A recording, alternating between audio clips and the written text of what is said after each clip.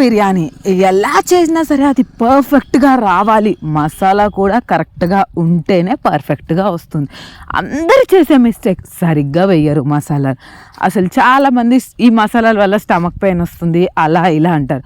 కాదండోయ్, మసాలా హెల్త్కి మంచిదే కొన్నిసార్లు. ఒక్కసారి ఇలా మసాలా ప్రిపేర్ చేసుకొని ఇలా బిర్యానీ చేసి చూడండి, లైఫ్లో మర్చిపోలేదు. రెస్టారెంట్ స్టైల్లో వస్తుందన్నమాట. ఇంకోసారి రెస్టారెంట్కి వెళ్ళి తినొద్దు, ఇంట్లోనే ప్రిపేర్ చేసుకోవాలి అనే ఫీల్ కూడా వస్తుంది.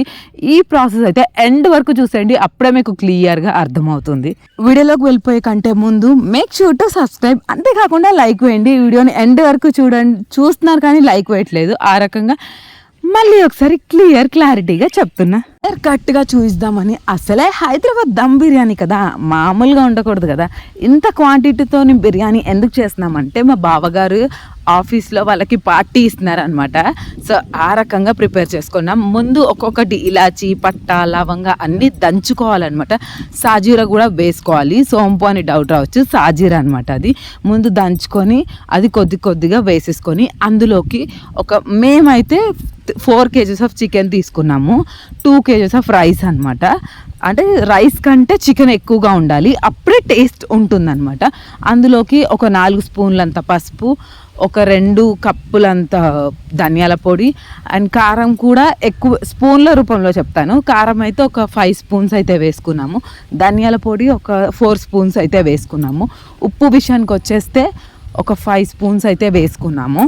అల్లం వెల్లిగడ్డ పేస్ట్ అయితే కొంచెం ఎక్కువ క్వాంటిటీతోనే వేసుకోవాలన్నమాట. అంతేకాకుండా ఉప్పు కొంచెం తక్కువ వేసానని డౌట్ రావచ్చు, ఎందుకంటే రైస్లో కూడా ఉప్పు వేస్తాం కాబట్టి. ఇట్లా ఎప్పుడు చేసుకున్నా డాల్డా వేసుకొని చేసుకుంటాం అనమాట. సగం ప్యాకెట్ డాల్డా అయితే వేసేస్తాము, ఒక 20 రూపీస్ది. కాకపోతే ఈసారి నెయ్యి వేసి చేసాము. నెయ్యి కూడా ఎక్కువ క్వాంటిటీ అయితే వేసుకోకూడదు, ఎందుకు అంటే ఇట్లా నీరులాగా అనిపిస్తుంది. సగం డబ్బా అయితే వేసాము, కొంచెం పెద్ద బాటిలే. ఆ తర్వాత పెరుగు వేసుకుందాం అనేసి అనుకున్నాం. 3 ప్యాకెట్లు పడతాయేమో అనేసి తీసుకున్నాం, కాకపోతే 2 పడతాయి. అంతేకాకుండా పెరుగు కూడా గడ్డ టైప్ ఉంటే మాత్రం టేస్ట్ బాగుంటుంది, అంత నీరులా అనిపించొద్దు. ఆ తర్వాత అది మంచిగా మ్యాగ్నేట్ చేసుకోవాలి.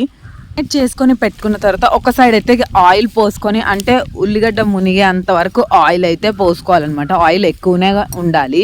అంతేకాకుండా ఆనియన్స్ అన్నవి చాలా బ్రౌనిష్ కలర్గా అయితేనే టేస్ట్ బాగుంటుంది. అసలు బిర్యానీలో మెయిన్ ఇంగ్రీడియంట్స్ స్పైసెస్ అయితే 2వ ఇంగ్రీడియంట్ వచ్చేసి మాత్రం ఆనియన్స్ అనే చెప్తాను.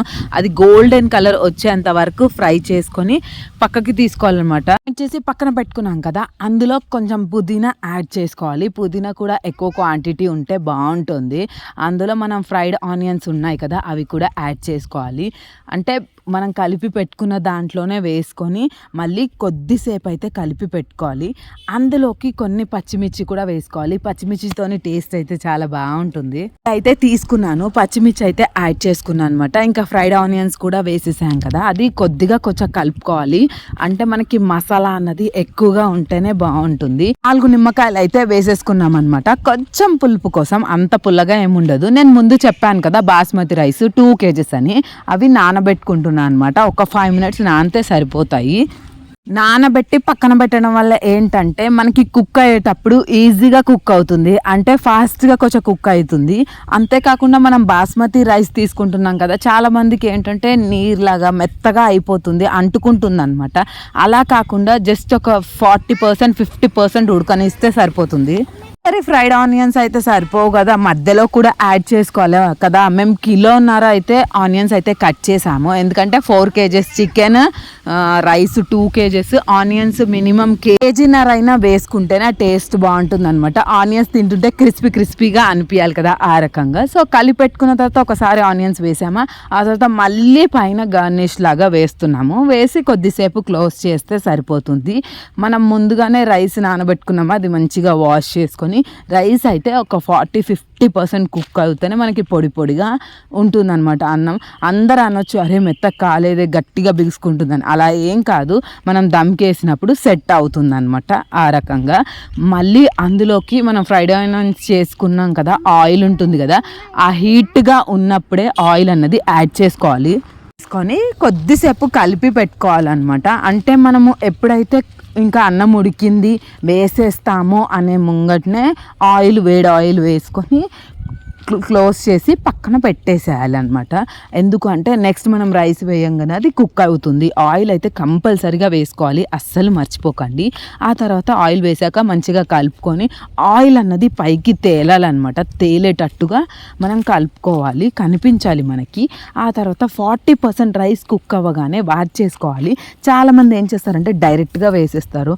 ఎక్కడన్నా కొద్దిగా నీరున్నా చెమ్మున్నా సరే బిర్యానీది కొంచెం నీరుగా అయిపోతుంది. మొత్తంగా వాచ్ చేసుకొని నీళ్లు పోయిన తర్వాత ఈవెన్గా అయితే చికెన్లో మనం కలిపెట్టుకున్న చికెన్లో ఈ రైస్ అయితే వేసేసుకోవాలి.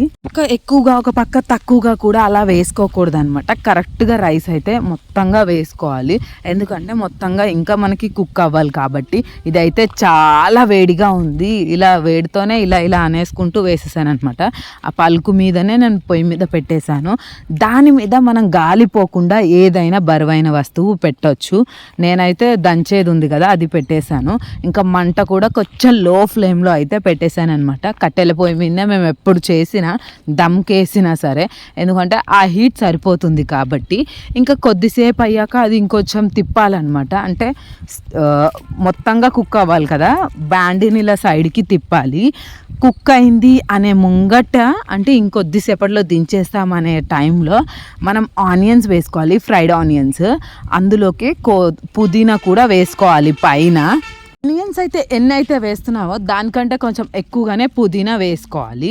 వేసుకొని కొద్దిసేపు అయితే క్లోజ్ చేసి పెట్టేయాలన్నమాట. అంటే మనం మళ్ళీ అంతే హెయిర్ పోకుండా గట్టిగా ఏదైనా బరువైనది అందులో పెట్టేసి ఇంకా మీడియం ఫ్లేమ్లోనే అదే కుక్ అవుతుంది.